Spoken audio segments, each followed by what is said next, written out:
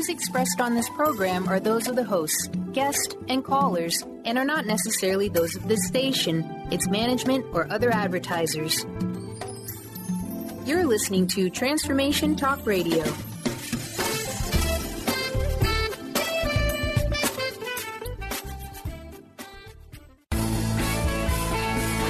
Welcome to Lyme Talk Radio with Dr. Pat Baccili, Epic Healing for an Epic Life. This inspiring show highlights leading-edge solutions, groundbreaking research, headline topics, and tools for holistic healing and wellness. This hit show is dedicated to raising awareness, promoting advocacy and prevention, and supporting initiatives for optimal health. Dr. Pat is passionate and focused on life-saving results reaching far beyond Lyme disease, providing a forum for powerful stories, heart-opening experiences, and hope-activated solutions. Dr. Pat will shine a light on the many shades of Lyme disease fueled by a body-mind-spirit remedy. Now here's your host, Dr. Pat.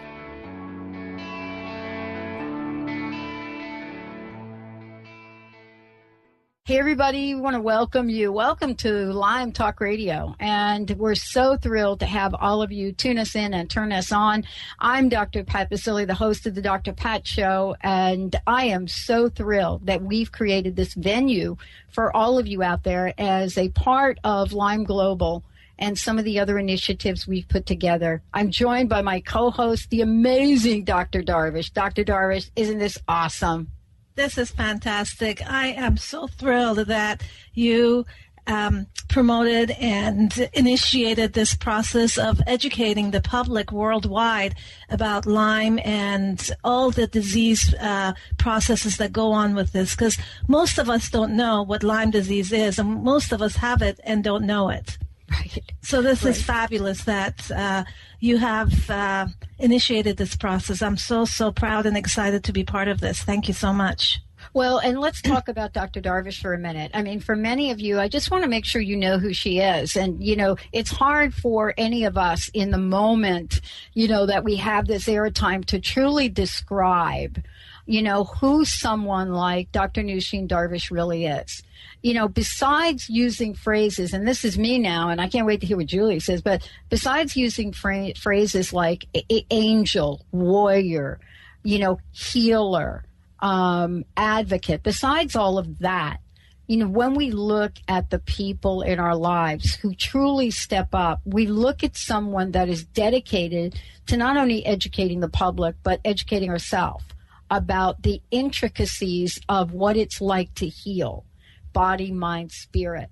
She's also someone that has taken that passion into creating, Holistic Medical Center. Holistic is amazing. A team full of people, you know, there that has been in the forefront. And this is what I want to say, forefront, ground level, about peeling back the layers of healing, wellness, and shining a light on one of the world's fastest growing, if not the fastest growing epidemic we have right now, Lyme disease. And if you take a look, Dr. Darvish, at where this all started with you and I, it started in one of the least likely places for it to start, according to, if we could, you know, our national health and the Washington State Health Bureau in the state of Washington.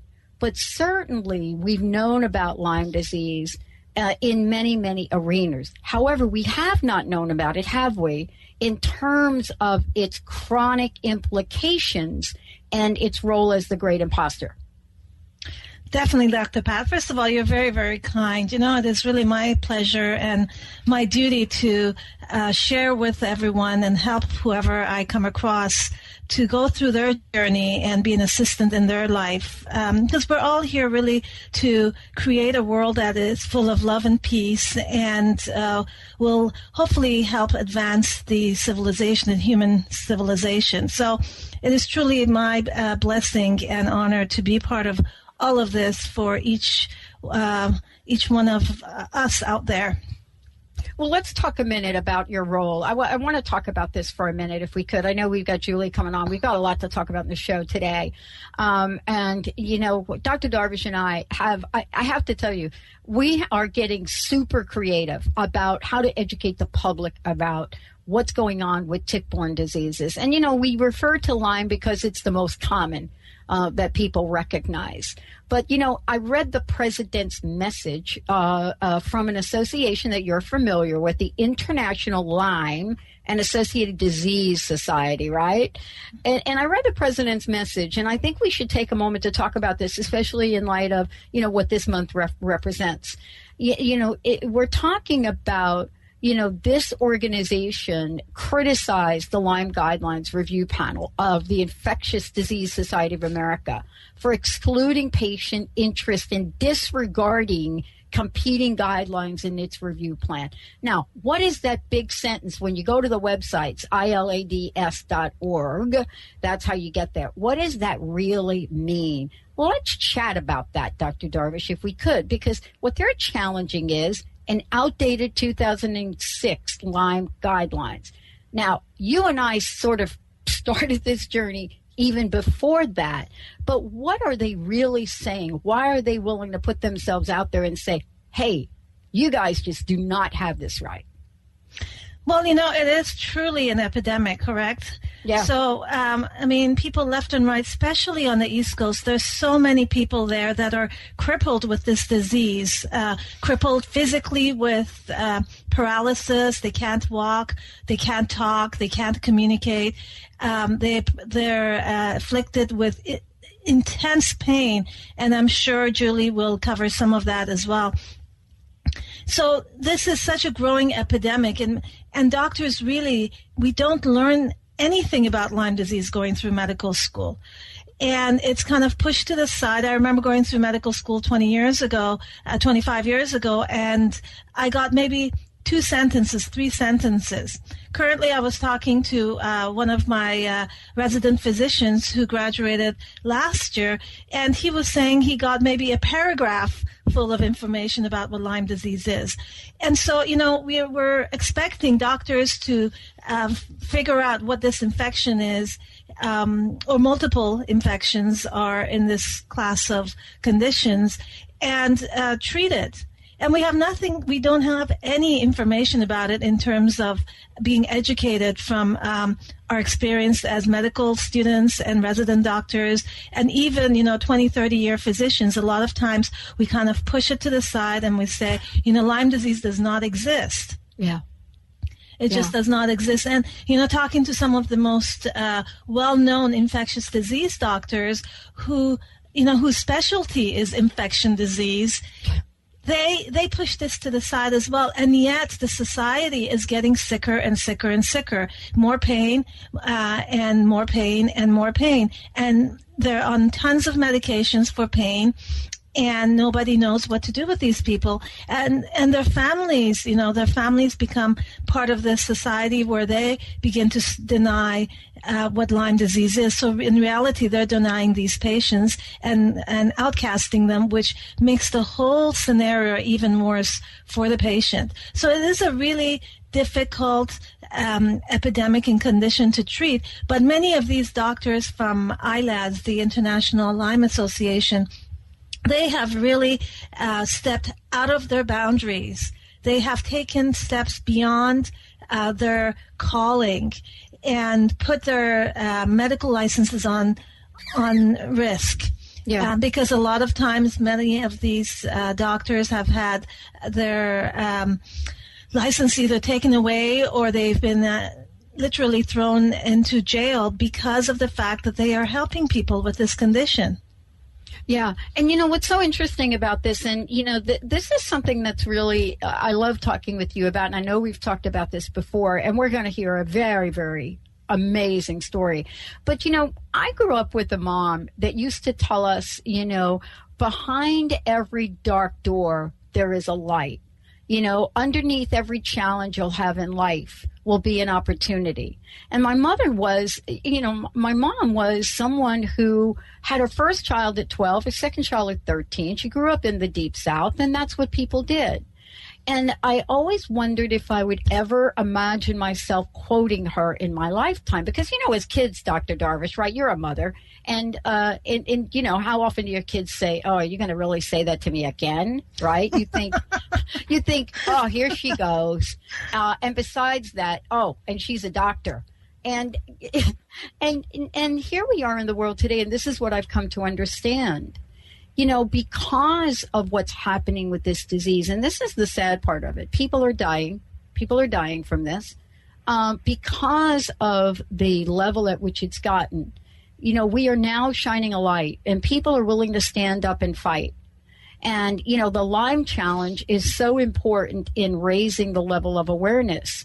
But I made a statement the other day, and I said, here's where I am in my life. Pain is the bane of our existence.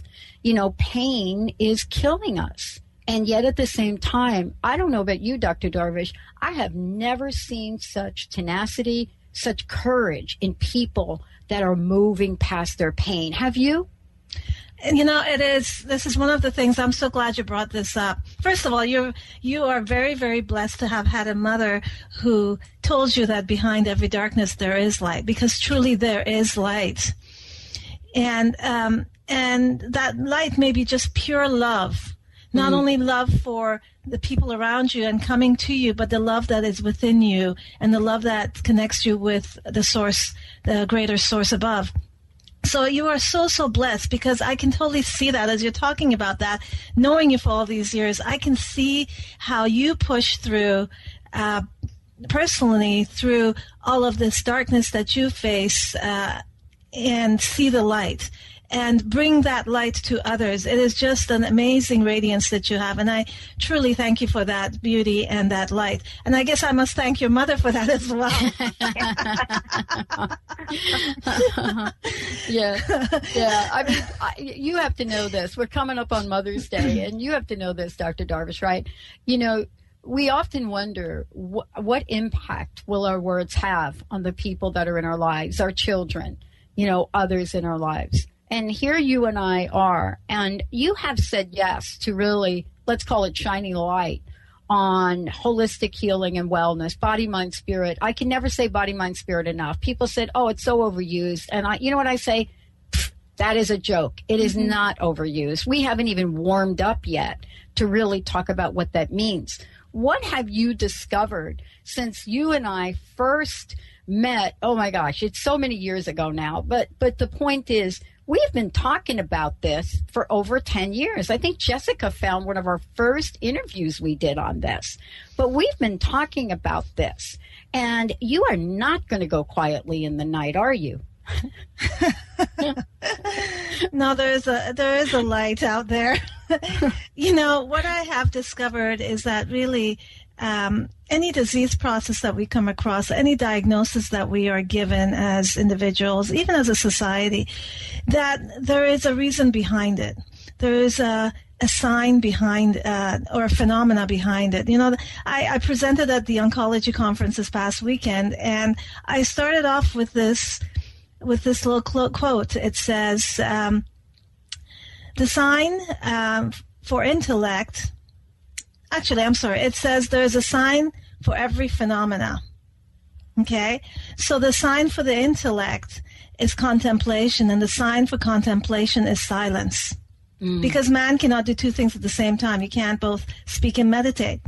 So I asked these oncologists and medical doctors at the conference, I proposed to them, what if cancer was not the phenomena? Because that is truly what we have been dealing with it. Right. We've been treating it as a phenomena. But what if cancer is a sign? Right? It's a sign for something else. And so to me, that can be part of any kind of disease process we look at. Whether it's Lyme infection, whether it's autoimmune disease, whether it is cancer, that these are just signs. They're not phenomena. These diagnoses are signs. And so if we can go deeper, at a much deeper level, and really understand and learn from what is this disease telling me? What am I learning from this disease? Where is it that I need to heal? Is it the physical? Is it the emotional? Is it the spiritual? And most likely, the deepest layer that will shine is the emotional layer. And if you look at the world at large today, and even our little city here, that really what we need is healing at the emotional and spiritual level. The physical is just a sign. It's not the phenomena.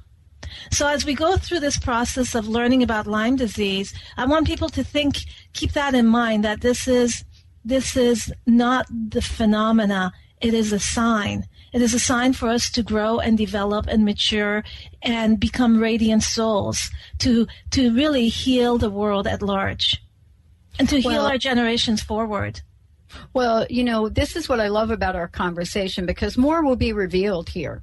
More will be revealed. It's one thing to have, as we did the show, some of the celebrities coming out, people like Avril Lavigne.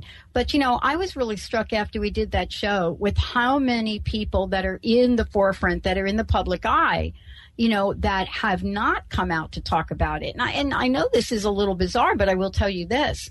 When Lady Gaga pretty much disappeared from the face of the planet, and rumors that she wasn't feeling well, I could all but think about, okay, why would that be? Why would somebody keep what's going on with them at such a secret, somebody so public in the world?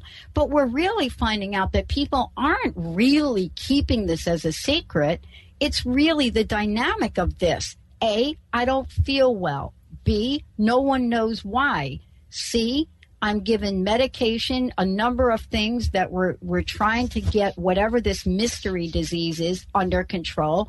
And then, D, I still don't feel better. And I continue to get ill. So they don't even have a way to talk about what's going on.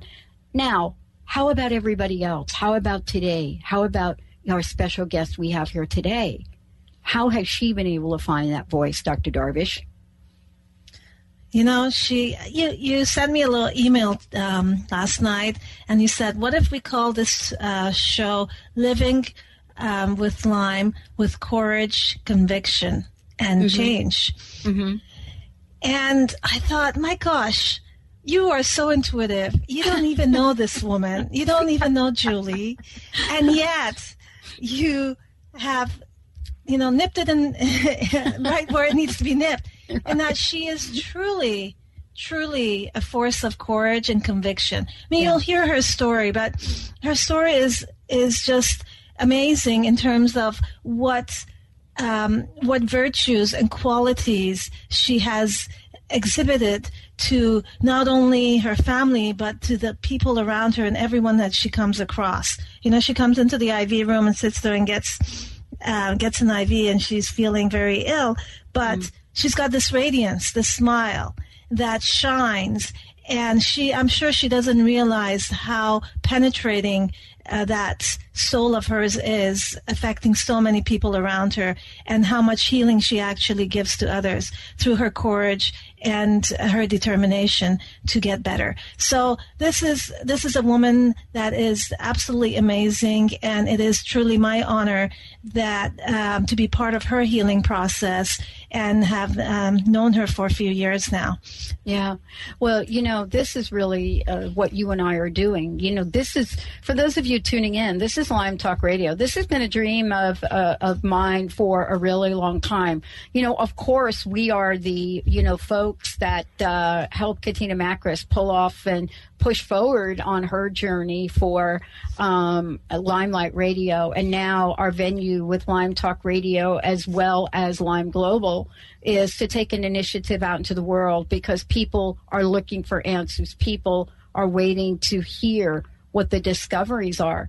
And, we are going to hear this incredible story. I would love to take a short break right now. When we come back, we're going to be so amazed. All of you are going to be so amazed at exactly this, the courage, the conviction, and the change that ultimately happens when we persevere through a body, mind, and spirit initiative. Let's take a short break. Dr. Darvish will be right back with Lyme Talk Radio.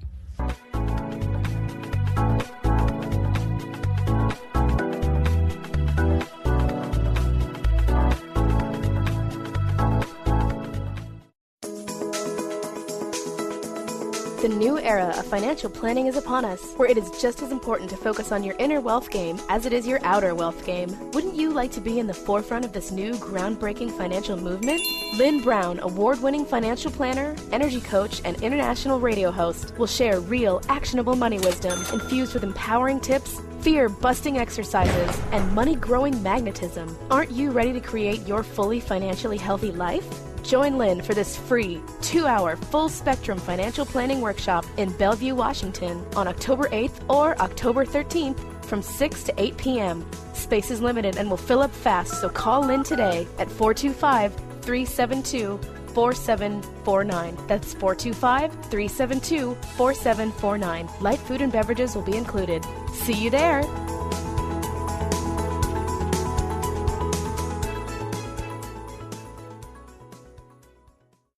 Are you interested in schools that inspire, excite, and encourage our kids to step beyond what they thought was possible? The Access Possibility School is enrolling now. Students in grades K through 8 are welcome to our virtual classroom. Classes start September 8th. For more information about the Access approach, teachers, enrollment, and what makes us different, visit accesspossibilityschool.com. That's accesspossibilityschool.com. Transforming the world, one listener at a time. Transformation Talk Radio, that's my line. Non-stop shows, 24 hours, 7 days. Positive Talk Radio is the new craze. Learn and live your life the best you can. All hosts of TTR will lend a hand. Transform, inspire, educate, create. Tune in now. Our shows are actually really great. Tell your friends, your brother, dad, and mom to tune in at TransformationTalkRadio.com.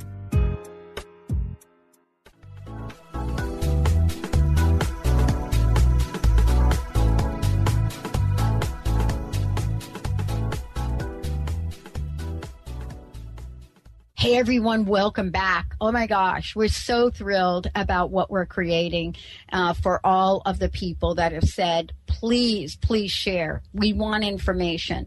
Dr. Darvish and I always say God is a lot smarter than anything that I've ever done or anything I've ever thought about myself. Because how do two people from two different places in the world come together to heal? How does that happen? Well, we know how that happens. It's a power greater than ourselves. And now, Dr. Nusheen Darvish, and for those of you out there, you can go to drdarvish.com, sign up for the newsletter, and find out more about, what it is in your own healing journey that you might need some assistance with. But here we are today, and the story that we're about to hear is a story, as we've said, of courage. It's a story of conviction. It's a story of change that will not be stopped by any language, any word, any diagnosis. Dr. Darvish, incredible, isn't it? Absolutely. And I'm so proud and excited to introduce Julie, who I have been honored to be part of her life journey for the past few years. And I just want her to share her story of where she was and how she got to where she is today, and how she has journeyed through this condition, what we call chronic Lyme disease or multiple systemic chronic infection syndrome. I'm so happy and excited to have you join us, Julie. Well, thank you. So would you like to share with us? Yeah, we'd love to hear where this began for you. Because the beginning sometimes for people is so insightful, because I don't know about you, but many people have felt along the way to healing that at some point they thought they lost their minds. Where did this start for you? Well, I think there were some little signs many years ago, but I think where it really started for me was in 2008. I had been running a lot. I had been doing half marathons, and it started out where I got a little neuroma in my foot, and I had a surgery. And I never really recovered quite from that. And then December of that year, I was sitting down at the counter doing homework with one of my kids, and I felt like my ear filled up. And I thought maybe I had wax in my ear. And so my husband said, well, if you've got that much wax, you should go to the doctor the next day because they'll flush it out. And I did, and as it turns out, I'd lost all my hearing in my right ear overnight. So that was pretty alarming, and it was a very difficult adjustment because all of a sudden white noise was really loud, and I was pretty scared. I mean, I thought, well, what if I lose it in the other ear?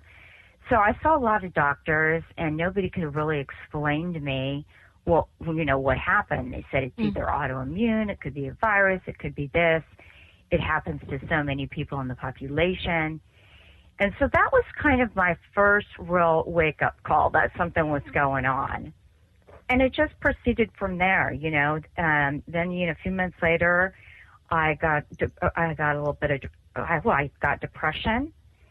And I was still functioning at a pretty high level. I had 2 teenage boys in activities, very busy. I was very involved in the school. So, as I'm going through this healing journey, or this discovery process really, I'm trying to maintain that level of super mom. And I think the next few things that followed along after that is I started getting a lot of rheumatoid arthritis symptoms, and I definitely had blood work numbers that said I had very, very high chronic inflammation. So it was just a lot of little things, and starting to add up. I got the flu one weekend. I thought, oh, I have the flu, but then I got it the next weekend. And then I just started really not being able to eat some of the same foods that I used to eat. I'd get like an aversion. Mm-hmm. And I was exhausted. It was so hard for me to get up in the morning. And then, of course, what, you start doing to try to survive is probably doing all the things you're not supposed to do. Drink more coffee, on and on. Anyway, take pain medication, anything you can do to get through the day. Meanwhile, you're seeing all these different doctors, and you're not really getting any answers. One night I ended up in the emergency room because I had this excruciating nerve pain that was going down my leg across my foot. And I went, after I was in the hospital, they gave me pain medication and sent me home. I had a follow-up with my regular MD, and he basically was concerned that they didn't do any nerve tests. So he was concerned about MS, so he sent me in for a MRI on my brain. And that came back with white focal matter.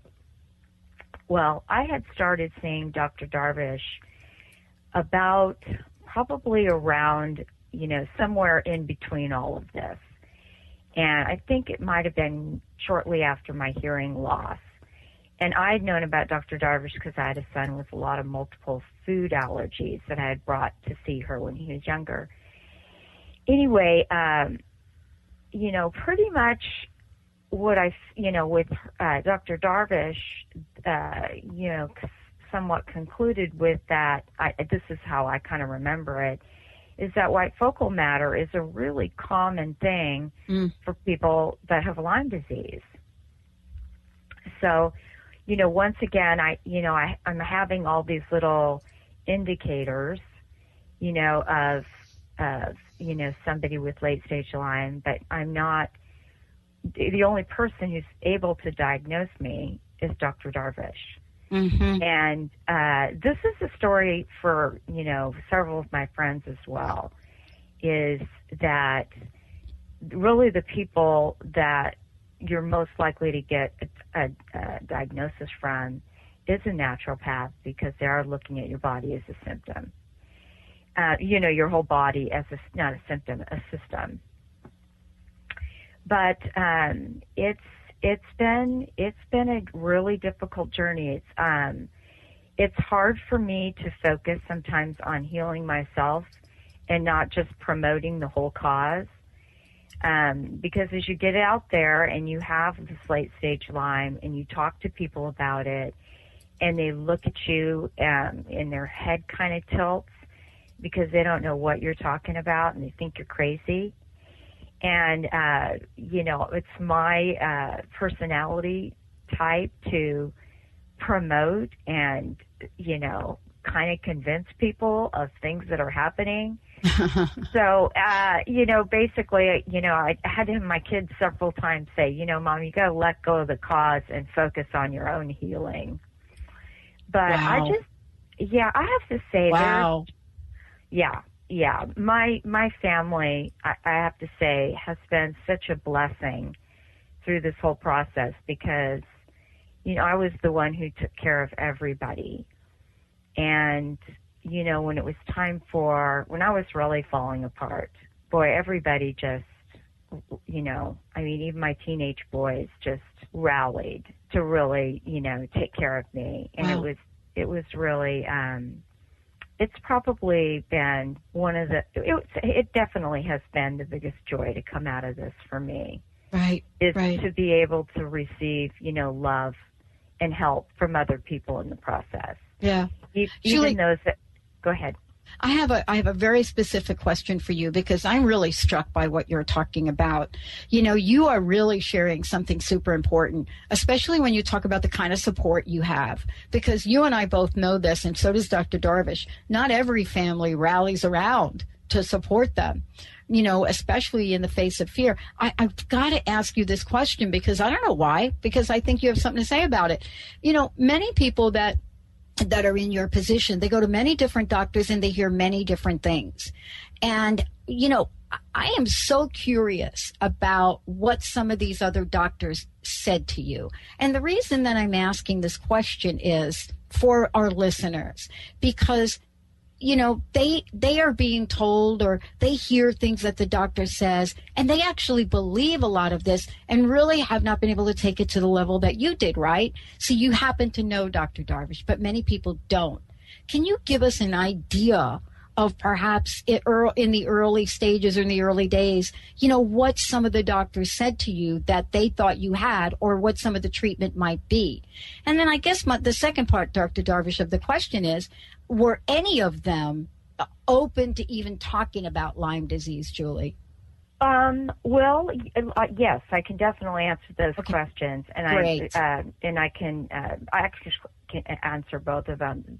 Nice. I think the first doctor, because I do have quite a bit of brain fog and some memory issues. Mm-hmm. But the first doctor I'd say that I remember going to was the rheumatoid arthritis doctor, and that's because I was having a lot of pain in my feet and my hands and my thumbs. I had lost my hearing. I was having neck pain, and I just can't even remember what other ailments I was having. Oh, I'd had the neuroma, but I had the same thing going on in my other foot. So I went to this rheumatologist, and he ran quite a bit of blood work on me, and he came back and he essentially said that, I was probably going to get rheumatoid arthritis, that my rheumatoid arthritis marker wasn't very high, but my inflammation was. Mm-hmm. And that's an indication to them that I'm going to get rheumatoid arthritis. Okay. And so he wanted to put me on some kind of medication. I forget the name of it, but he wanted to put me on it as a preventive, sort of, treat it before you get it, approach. Now, at that point, I didn't know anything about Lyme disease yet, so I didn't bring it up with him. But I did ask him, well, what about all these other, I said, so what does that, what symptom is that speaking to? And he said, well, it's really speaking to, your inflammation. And I said, well, what about my hearing loss? What about this? What about that? And he says, well, yeah, I don't think it has anything to do with that. That's something else. You're going to have to see somebody else for that. And, but he did say, which was really kind of scary, he says, well, I have to say though, since you have lost hearing in one of your ears, I'm concerned you could lose your eyesight or your hearing in your other ear. So he says, I want you to carry this around with you wherever you go, and if that were to happen, then you should take these pills. And what it was prednisone. Mm-hmm. And which, most people know shuts down the immune system, which can just be, like opening the gates for Lyme and its co-infections. And which is another thing I didn't mention before, which had happened to me when I lost my hearing. They had put me on a pretty high dose of prednisone. Yeah. That's, was probably why so many things came right after that. But so then another doctor, right after I had my nerve pain, and my husband went with me to all these appointments. So when we went to see the neurologist after I'd been in the hospital and I'd had the MRI and I had all this nerve pain, we were sitting in the office, and he comes in and he says, without even giving you an exam, I can tell you what's wrong with you.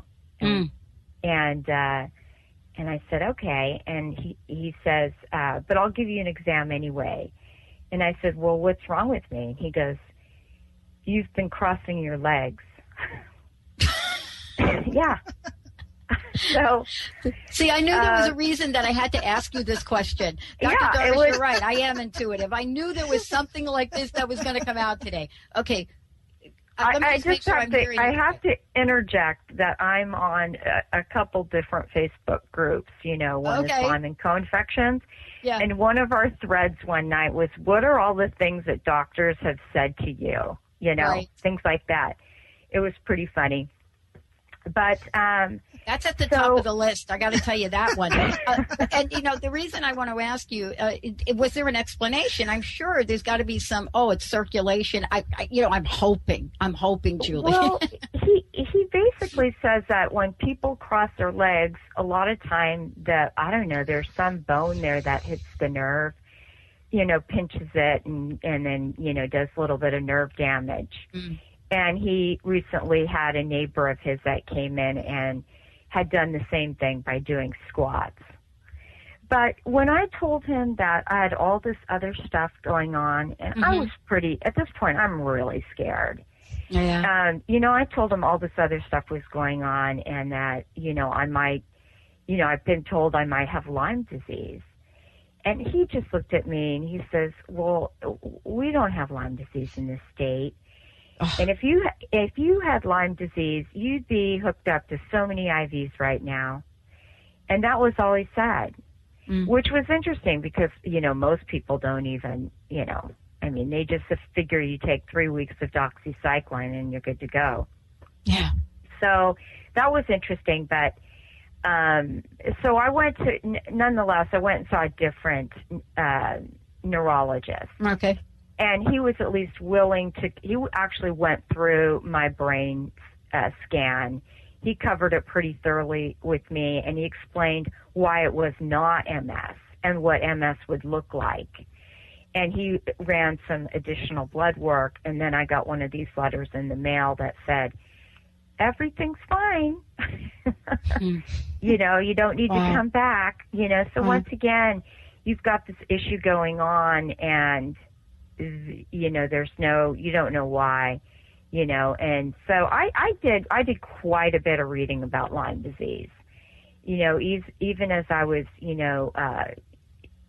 treating it with Dr. Darvish, I was doing a lot of reading. I read some really good books that sort of explain the politics of it and, what was really going on out there in the Western world in terms of, acknowledging it.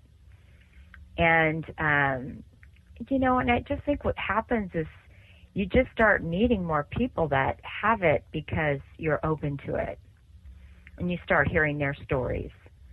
And then you get people that say, hey, I have a friend who might have what you have.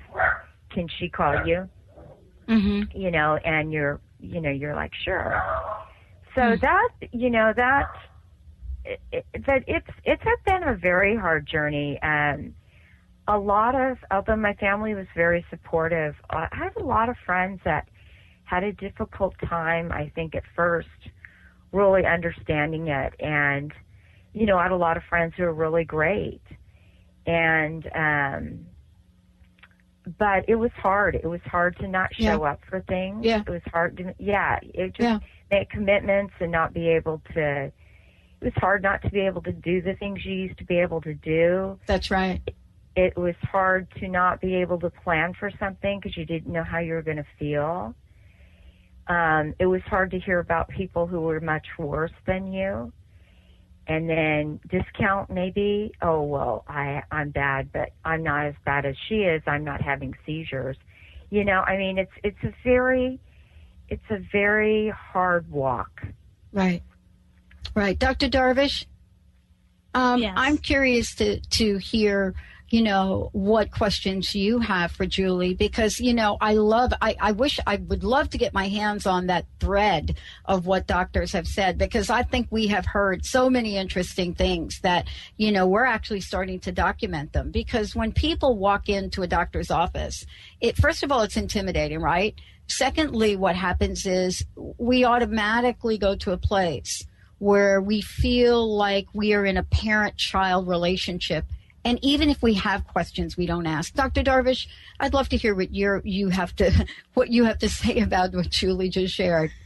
Well, you know, I know that it is a really difficult and scary journey to go through. I mean, I've witnessed it, I've seen it, and I've experienced it with some of my patients.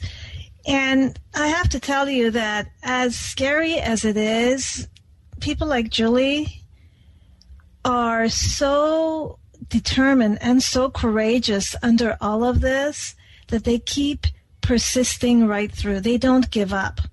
And that's one of the most amazing qualities that Julie has, is her persistence and her courage, even though she hears all this scary stuff, even though, you know, it does make her feel vulnerable, and it starts playing games with her brain about what if I end up like that, or what if this is going to happen to me next, and then, you know, you kind of start hearing, like she was saying, the doctor saying, oh, you're going to lose your eyesight next, or your other hearing, and you know, and really putting that aside and living day by day with such courage and vitality and persistence and patience, you know, and faith. So these are really some of the amazing qualities that I have seen in Julie, that, you know, and then that's the reason she is still here today and doing what she's doing, and still, you know, traveling the country and going and visiting with her kids in different colleges and universities, and still being that super mom. She may think that she's not being the super mom anymore, but she truly is. I think this has made her much more of a super mom than she would have ever believed or thought she would become. So Julie, Julie, I'm interested what questions you have for Dr. Darvish and I, because I always think it's great to kind of flip the table on this. Well, you know, the question always, it's always comes away from, you know, I guess I have a hard time separating myself from the cause. And it's interesting. I just, you know, I had to take a year off from school this last year to just, you know, to just heal better, to heal more. And I just couldn't do it. So I was just talking with, you know, one of my counselors at school about going back. And she's from Connecticut, and I was sort of explaining what I've been going through with my Lyme, and you know, she still didn't get it, and there she is she's in the middle of the endemic area, and she's not really educated on late stage Lyme, and of course, you know, I see it all the time. There's just, you know, hundreds of doctors that are part of Iliads. There's Mayday projects going on all around the world. There's doctors writing books. There's just all this stuff going on, and you just wonder. I keep thinking, when is the tipping point coming? When is the tipping point coming? You know, and I keep thinking it's coming, and then it doesn't come. And so I guess I wonder, from, you know, both of your perspectives, do you see a tipping point coming when, you know, all of a sudden this becomes really present in the minds of, the majority. I just was watching a TV show the other day, and they said, stay tuned, you're going to listen to the most, fastest growing disease state, whatever, teaser they put out there. Right. And I thought, oh my God, they're going to talk about Lyme. Right. And it wasn't. It was Alzheimer's. Right. So I was like, because as a Lyme person, I know that can lead to Alzheimer's, and treat it. So, right. Anyways, I guess that's my question. Yeah. Dr. Darvish, you want to go first? Sure. I think it goes back to the whole concept of signs and phenomena. And, when you're looking at, this news or a TV show that you saw that said, watch for the most fastest growing condition, Alzheimer's, well, that's a diagnosis again. That's a sign. It's not the phenomena, right? So, but I think this is one of the reasons Dr. Pat and I are pursuing educating the world, at least, nationally, but internationally as well, about Lyme disease and its multitude of symptoms and dysfunctions that it causes and disabilities that it causes, both at the physical level but also at the mental and emotional level. It's to, so we're trying to bring this awareness to people globally so that it doesn't get to a point where there is that tipping over. And I'm hoping that we can get there before the society gets so sick, so sick that they have no other choice. Because right now they have a choice. Now, right now they can make a proactive choice and become aware of what's going on. And put pressure on doctors to learn about this condition and to treat it, and put pressure on the various medical associations to recognize this, and also to put pressure on the big pharma to say, the medications that you're giving us is not the treatment for this condition. There is much better options out there. So I'm hoping that this tipping doesn't happen, that we become much more aware. And the bottom line, the way to get there is becoming spiritually open to all of this. Is, for each one of us to get to a point where we are meditating on a daily basis, we are praying on a daily basis, we are serving others and hugging others and providing goodness for other people. Because it's with these powerful, positive acts that hopefully we as individuals, but also as a society, will be guided by the greater power to a place where there is healing and there is peace.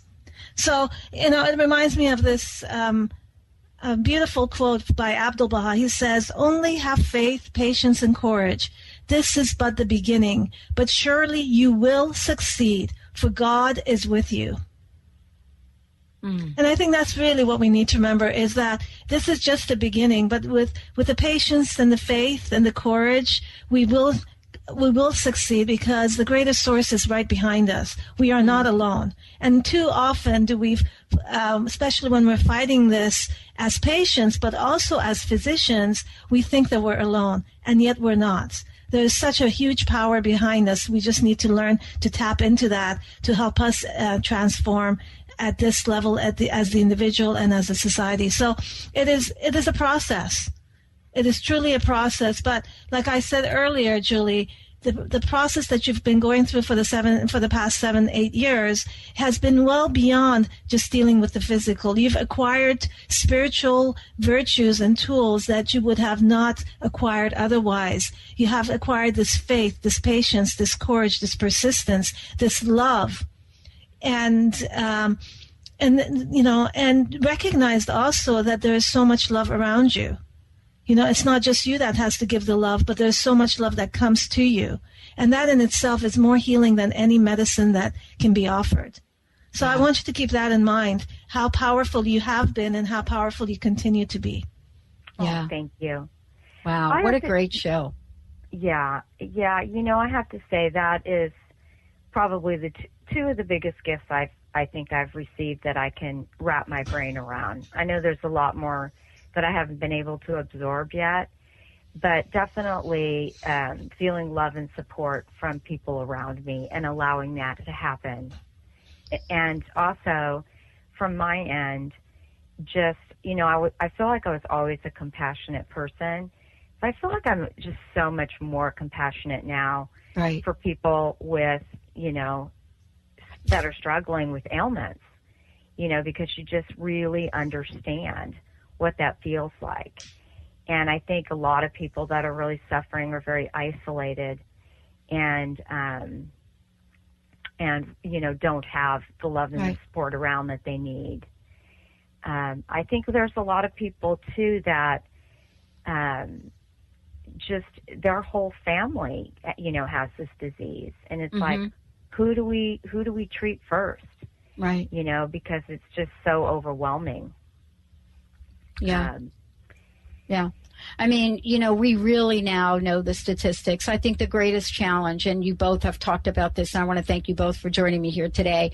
I think the greatest challenge we have is denial. And I think that what I mean by that is if you live in Connecticut, there is no such thing as denial. I mean, they're not just talking about one or two people having Lyme disease. They're talking neighborhoods. It's really an anomaly for somebody on certain streets and in certain neighborhoods not to have it. But what we're talking about is when an entire government, comes out and will deny that something exists. And so for me, what I think the tipping point is, and I'm at a little different direction than Dr. Darvish. That's why we do so well. I am a person that believes in numbers. I believe that, without the numbers of people coming together and showing some form of protest of what is, I think it'll be a long journey. And so for me, I go in the other direction. I go in the direction of how can we come together in large groups and have a voice? And so between Dr. Darvish's approach and my approach, I am sure we'll come to the level. But Julie, it is really truly through your story and your willingness to come to the forefront. And it is a challenge to tease apart advocacy and self-healing. And I think both have such an enormous gift to all of us. I want to thank you all for today's show. Thank you so much.